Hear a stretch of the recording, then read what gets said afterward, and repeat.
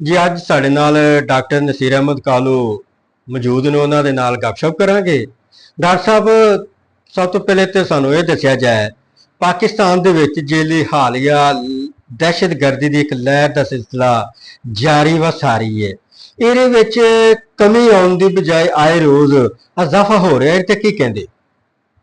औज़ु बिल्लाहि मिनश शैतानिर रजीम, बिस्मिल्लाहिर रहमानिर रहीम, अल्हम्दुलिल्लाहि रब्बिल आलमीन वल आक़िबतुल मुत्तक़ीन, अस्सलातु वस्सलामु अला रसूलिल करीम। अस्सलामु अलैकुम वासब, थैंक यू वेरी मच। तुसां मैनू एक टॉपिक ते बोलने वास्ते आगाही दी और दावत दी। असल च मैं समझना, तुसीं अक्सर देखा होना कि किसी बच्चा छोटा जिहा बीमार हो जाता ना, तो माँ कहती है कि इनू ना पता नहीं कि नज़र लग गई। मैं कदी कदी सोचना, मेरे प्यारे मुल्क ते खुदा दाद पाकिस्तान, इनू किसी की नज़र लगी है या बहुत सारे लोगों की नज़र लगी? क्योंकि अगर एक अद्धी नज़र लगी हो ना, तो हुण तक वह तदारक हो जाता। मैनू लगता भी बहुत सारी नज़र इनू लगियां। तुसीं देखो 47 च बाबा कायद आज़म रहमतुल्लाह अलैह दी कोशिशां नाल बहुत सारे दोस्त होर उन्हां दे नाल साथी शामिल से, जो साडे बजुर्ग सन, उन्होंने पाकिस्तान की तखलीक ते करवाली मेहनत की, जदोजहद की, कोशिश की और बहुत सारिया जाना भी कुर्बान हुई ये वास्ते। उस तो बाद पाकिस्तान एक स्टेबल मुल्क चलता आ रहा है। स्टेबल मुल्क, मैं बार बार लफ्ज़ स्टेबल का इस्तेमाल कर, और सन 85 तक, यानी तकरीबन समझ लो तुसीं कि 47 तो लग के 85 तक बड़ा बेहतरीन निज़ाम, दो सियासी तब्दीलियां आउंदी रहियां, सियासी उतार चढ़ाव आउंदा रहा, लेकिन मुल्क फिर भी बड़े अच्छे तरीके तक चलता रहा। लेकिन इस दरम्यान एक बहुत बड़ा पाकिस्तान दे नाल ज़्यादती की गई या करवाई गई या हुई, वो सी सकूते ढाका। लेकिन उस तो बाद भुट्टो साहब ने भी मुल्क वास्ते काफ़ी मेहनत की, काफ़ी ये वास्ते तगोदो की और मुल्क नूं एक एटमी ताकत बनाया। दुनिया में इसका नाम सी, पहले भी सी, बाद भी सी। लेकिन सन 85 तो ऑनवर्ड्स जो नवी सियासी हुकूमत दाखिल हुई, नवे लोगों को सियासत आ गई, नवे लोग हुकूमत आ गए, उस तो बाद मुल्क तनज़ली शुरू हो गई और अज वो तनज़ली जी चलती चलती इस स्टेज पर पहुँच गई है कि ना इत्थे लोगों को जहनी सुकून है, ना जानो माल का सुकून है, ना अपने इज्जत आबरू के मुतलक सुकून है कि किसी की इज्जत आबरू महफूज आ, किसी की जानो माल महफूज आ, ना किसी का अखलाकियात महफूज आ, ना किसी की दौलत महफूज आ। ये क्यों होया? अगर इनू देखना तो तुहानू बहुत सारा पिछे जाना पड़ेगा।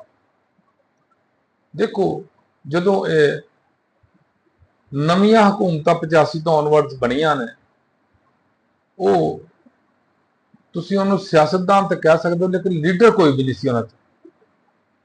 उहदा नुकसान मुल्क नूं की होया कि उन्हें अपनी मार धाड़ शुरू कर ली, अपने नूं पालना शुरू कर लिया, अपने नूं नवाजना शुरू कर लिया, हुकूमत नूं कंट्रोल किया, पब्लिक सैक्टर नूं कंट्रोल किया, ब्यूरोक्रेसी नूं कंट्रोल किया, पुलिस नूं कंट्रोल किया, ईवन अदालतों भी कंट्रोल किया, ते मगर चढ़ के फौज दे के फौज भी कंट्रोल करिए और पंजाब पुलिस की तरह बना दिता जाए। लेकिन ये नहीं हो सकिया, जिदी वजह तो फिर मार्शल लॉ लग गया। और मार्शल लॉ लाउन ये सब तो ज्यादा कसूरवार जिहड़े साडे सियासतदान अपनी सियासत चमकाउण वास्ते इस मुल्क की इज्जत, आबरू, इकोनॉमी, शोहरत और स्टेबिलिटी और आज़ादी उन्होंने भी दाव ते लगाता है। अल्टीमेटली मुल्क के अंदर ऐसा बीज बोया गया कि पंजाबी, सिंधी, बलोची, बलोच या पठान, इन्हां च ऐसा तजाद बना दिता गया, ऐसी इन्हां च नफरत पैदा की गई कि ये एक दूसरे को वेखण दे रवादार नहीं सन।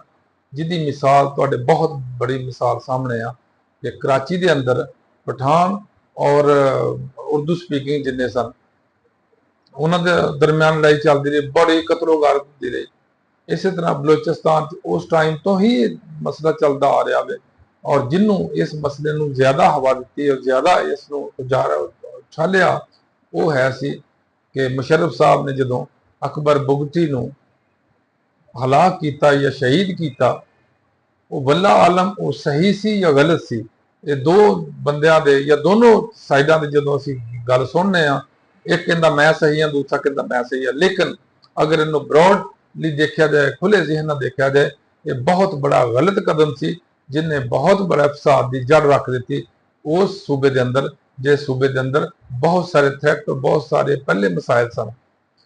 ਔਰ ਇਹ 'ਚ ਇੱਕ ਬਹੁਤ ਬੜੀ ਵਜ੍ਹਾ ਹੋਰ ਵੀ ਆ ਕਿ ਸਾਡੇ ਰੀਸੈਂਟਲੀ ਥੋੜੇ ਅਰਸੇ ਦੀ ਬਾਤ ਕਰ ਰਿਹਾ ਕਿ ਜਦੋਂ ਬਾਜਵਾ ਸਾਹਿਬ ਨੇ ਫਰਮਾਇਆ ਸੀ ਕਿ ਸਾਡੇ ਤੇ ਟੈਂਕਾਂ ਨੂੰ ਜੰਗਾਲ ਲੱਗ ਗਿਆ, ਲਿਹਾਜ਼ਾ ਮੋਦੀ ਦੇ ਨਾਲ ਸਾਨੂੰ ਸੁਲ੍ਹਾ ਕਰ ਲੈਣੀ ਚਾਹੀਦੀ ਆ, ਔਰ ਉਹ ਮੋਦੀ ਜਿਹਦੇ ਨਾਲ ਬਾਜਵਾ ਸਾਹਿਬ ਵੀ ਸੁਲ੍ਹਾ ਕਰਨੀ ਚਾਹੁੰਦੇ ਸੀ, ਜਿਹਦੇ ਨਾਲ ਮੀਆਂ ਨਵਾਜ਼ ਸ਼ਰੀਫ ਸਾਹਿਬ ਵੀ ਸੁਲ੍ਹਾ ਕਰਨੇ ਚਾਹੁੰਦੇ ਸੀ, ਮੀਆਂ ਸ਼ਹਬਾਜ਼ ਸ਼ਰੀਫ ਸਾਹਿਬ ਵੀ ਸੁਲ੍ਹਾ ਕਰਨੇ ਚਾਹੁੰਦੇ ਸੀ, ਮੀਆਂ ਜ਼ਰਦਾਰੀ ਸਾਹਿਬ ਵੀ ਉਹਦੇ ਨਾਲ ਸੁਲ੍ਹਾ ਕਰਨੇ ਚਾਹੁੰਦੇ ਸੀ, ਉਸ ਨੇ ਸਾਡੇ ਮੁਲਕ ਨੂੰ 71 ਚ 2 ਲੱਖ ਵੀ ਕਰਾਇਆ ਹਿੰਦੂ ਬਣੀਆਂ ਨੇ, ਔਰ ਹੁਣ ਸਾਡੇ तमाम सूबे ਨੂੰ ਆਪਸ ਚ ਲੜਾਉਣ ਦੇ ਪਿੱਛੇ ਸਾਰੇ ਦਾ ਸਾਰਾ ਕਿਰਦਾਰ ਇੰਡੀਆ, ਮੋਦੀ, ਅਮਰੀਕਾ ਔਰ ਇਸਰਾਈਲ, ਇਹ 3 ਮੁਲਕਾਂ ਦਾ ਬਹੁਤ ਬੜਾ ਅਸਰ ਆ।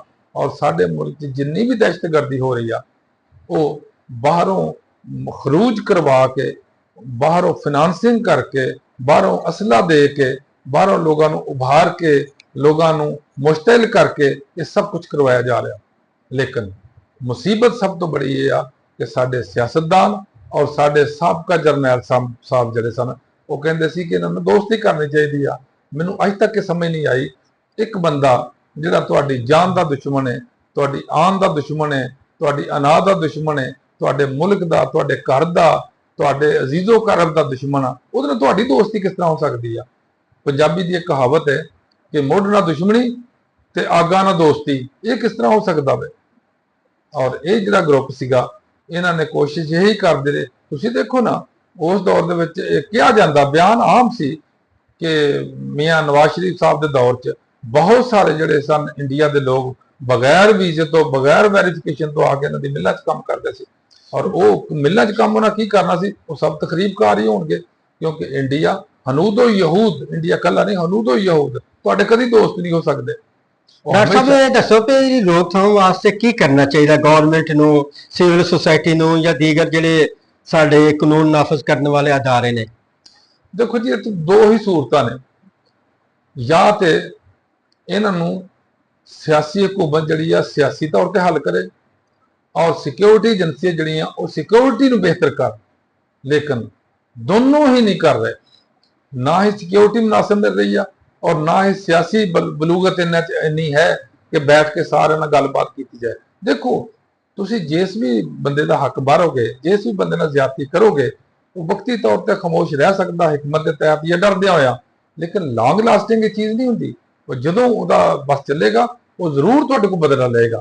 ਇਹ ਕੁਛ ਇੱਥੇ ਹੋ ਰਿਹਾ ਕਿ ਜਿਸ ਮੁਲਕ ਦੇ ਅੰਦਰ, ਮੇਰੇ ਪਿਆਰੇ ਪਾਕਿਸਤਾਨ ਦੇ ਅੰਦਰ, ਹੁਣ ਕਿਸੇ ਦੀ ਇੱਜ਼ਤ ਤੋਂ ਆਬਰੂ ਮਹਿਫੂਜ਼ ਨਹੀਂ ਹੈ, ਕਿਸੇ ਜੰਗਲ ਦਾ ਕਾਨੂੰਨ ਇੱਥੇ ਬਣਿਆ ਹੋਇਆ, ਜਿਹਨੂੰ ਮਰਜ਼ੀ ਚੁੱਕ ਲਓ, ਜਿੱਥੇ ਮਰਜ਼ੀ ਲੈ ਜਾਓ, ਜਿੱਥੇ ਮਰਜ਼ੀ ਪਰਚੇ ਦੇ ਦਿਓ, ਔਰ ਤੁਸੀਂ ਦੇਖੋ 200 ਪਰਚੇ ਲੋਕਾਂ ਦਾ ਦਰਜਾ, 100 ਪਰਚੇ, 50 ਪਰਚੇ, ਈਵਨ ਐਂਕਰਸ ਦੇ। ਹੁਣ ਐਂਕਰਸ ਦਾ ਕੀ ਤਾਲੁਕ ਆ ਜੀ? ਤੁਸੀਂ ਦੇਖੋ ਜਰਨਲਿਸਟ ਦਾ ਕੀ ਮਾਮਲਾ ਵਾ, ਕੀ ਉਹਨਾਂ ਦਾ ਕਸੂਰ ਹੈ? ਲੇਕਿਨ ਉਹਨਾਂ ਦੇ ਵੀ ਪਰਚੇ ਨੇ, ਤਾਲਿਬ ਇਲਮਾਂ ਦੇ ਪਰਚੇ ਨੇ, ਸਾਡੇ ਆਮ ਸਿਆਸਤਦਾਨਾਂ ਦੇ ਪਰਚੇ ਨੇ, ਆਮ ਲੋਕਾਂ ਦੇ ਪਰਚੇ ਨੇ, ਵਰਕਰਾਂ ਦੇ ਉੱਤੇ ਪਰਚੇ ਨੇ। ਇਹ ਜਦੋਂ ਇੱਕ ਜ਼ਿਆਦਤੀ ਹੁੰਦੀ ਆ, ਉਹ ਮੈਨੂੰ ਇੱਕ ਯਾਦ ਆ ਗਿਆ, ਫਿਲਮ ਹੁੰਦੀ ਸੀ, ਉਹ ਬਣੀ ਸੀ ਇਸਰਾਈਲ ਦੇ ਮੁਜ਼ਾਲਮ ਦੇ ਉੱਪਰ, ਉਹਦਾ ਇੱਕ ਗਾਣਾ ਸੀ, ਜ਼ੁਲਮ ਰਹੇ ਔਰ ਅਮਨ ਵੀ ਹੋ, ਕਿਆ ਮੁਮਕਿਨ ਹੈ ਤੁਮ ਹੀ ਕਹੋ। ਜਦੋਂ ਤੁਸੀਂ ਜ਼ੁਲਮ ਦਾ ਬੀਜ ਬੋਲਦੇ ਹੋ ਤਾਂ ਉਹ ਤੋਂ ਜ਼ੁਲਮ ਹੀ ਨਿਕਲਣਾ ਹੈ, ਉਹ ਤੋਂ ਖੈਰ ਨਹੀਂ ਨਿਕਲ ਸਕਦੀ। ਲਿਹਾਜ਼ਾ ਸਿਆਸਤਦਾਨਾਂ ਨੂੰ ਚਾਹੀਦਾ ਕਿ ਸਿਆਸੀ ਤੌਰ ਤੇ ਟੈਕਲ ਕਰਨ, ਇਸ ਦੀ ਬਜਾਏ ਕਿ ਕੋਈ ਕਾਨੂੰਨ, ਤੁਸੀਂ ਮੈਨੂੰ ਇੱਕ ਗੱਲ ਦੱਸੋ, ਤੁਸੀਂ ਸਾਹਮਣੇ ਬੈਠੇ ਹੋ, ਇਸ ਗਵਰਨਮੈਂਟ ਨੇ ਆ ਕੇ ਇਹ ਤਦਾਰਕ ਕਰਨ ਵਾਸਤੇ ਕੋਈ ਐਸਾ ਕਦਮ ਉਠਾਇਆ ਹੋਵੇ? ਪੰਜਾਬ ਪੁਲਿਸ ਦੇ 11 ਬੰਦੇ ਹਲਾਕ ਹੋ ਗਏ, ਇਹਨਾਂ ਨੇ ਕੀ ਕੀਤਾ? ਇਹਨਾਂ ਨੇ ਇੱਕੋ ਕੰਮ ਕੀਤਾ ਕਿ ਅਦਾਲਤਾਂ ਨੂੰ ਕਿਸ ਤਰ੍ਹਾਂ ਕੰਟਰੋਲ ਕਰਨਾ, ਪੀਟੀਆਈ ਦੇ ਬੰਦੇ ਕਿਸ ਤਰ੍ਹਾਂ ਫੜਨੇ ਨੇ, ਜਲਸੇ ਕਿਸ ਤਰ੍ਹਾਂ ਨਾਕਾਮ ਕਰਨੇ ਨੇ। ਇਹਨਾਂ ਦੇ ਇਸ਼ੂ ਤੇ ਇਹ ਨੇ ਇਹਨਾਂ ਦਾ ਇਸ਼ੂ ਤੇ ਹੈ ਹੀ ਨਹੀਂ ਹੈ ਕਿ ਅਸੀਂ ਇਸ ਦਹਿਸ਼ਤਗਰਦੀ ਨੂੰ ਖਤਮ ਕਰਨਾ ਹੈ, ਅਸੀਂ ਇਸ ਲਾ ਕਾਨੂੰਨੀਅਤ ਨੂੰ ਖਤਮ ਕਰਨਾ ਹੈ, ਅਸੀਂ ਇਸ ਮਾਰਦਾੜ ਨੂੰ ਖਤਮ ਕਰਨਾ, ਅਸੀਂ ਇਸ ਕਰਪਸ਼ਨ ਨੂੰ ਖਤਮ ਕਰਨਾ, ਇਹਨਾਂ ਦਾ ਇਸ਼ੂ ਹੀ ਨਹੀਂ ਹੈ। ਦੂਸਰੀ ਸਾਈਡ ਤੇ ਮੈਂ ਬੜੀ ਵਾਰੀ ਹੈਰਾਨ ਹਾਂ, ਜਿਸ ਤਰ੍ਹਾਂ ਮੈਂ ਕੱਲ ਵੀ ਬੇਲਾਗ ਚ ਗੱਲ ਕਰ ਰਿਹਾ ਸਾਂ ਕਿ ਮੇਰੀ ISI, ਮੇਰੀ ਇੰਟੈਲੀਜੈਂਸ ਸਰਵਿਸਿਜ਼, मेरे इंटेलिजेंस अदारे इतने कॉम्पिटेंट ने, इतने ब्रॉड ने, इतने वेल एक्सपीरियंस ने। मैं हैरान ना कभी कभी देख के कि छोटे छोटे मोबाइल कॉल पकड़िया जा रही ने, लेकिन इन्ह ग्रुप्स से एक ग्रोह जड़े ने, एक गैंग जड़े ने एडे एडे बड़े जुल्म कर रहे हैं, कतलो गारत कर रहे हैं, इन्हों का ना मोबाइल फड़िया जाता, इन्हों की ना कोई कॉल फड़ी जाती आ, ना ही कितने ट्रेस होंगे। ये की वजह वा? लिहाजा मेरी गुजारिश आ ये तमाम सियासतदान आगे कि पाकिस्तानी बनो, बी पाकिस्तानी, बाई पाकिस्तानी। पाकिस्तान वास्ते सब कुछ करो, अपनी जात नूं पिछे कर लो, अपनी सियासत नूं पिछे कर लो, मुल्क वास्ते सोचो, कौम वास्ते सोचो। अगर ये मुल्क है असी हैं, अगर ये मुल्क नहीं है असी कुछ भी नहीं है। इंडिया वास्ते बड़ा ही तरन वाला। मैं हैरान हाँ इत्थे वो अदारियां दे हैड बनाए ने जिन्हां नूं किसे अल्लाह बे दा नहीं पता। हुण क्रिकेट लै लो, क्रिकेट बड़ा अच्छा साडी गेम चल रही, बहुत अच्छी साडी टीम चलती थी, लेकिन होया कि सारे छोटे छोटे मुल्कों तो हारी जान दे। अल्लाह हाफिज, अल्लाह खैर करे, अस्सलाम वालेकुम।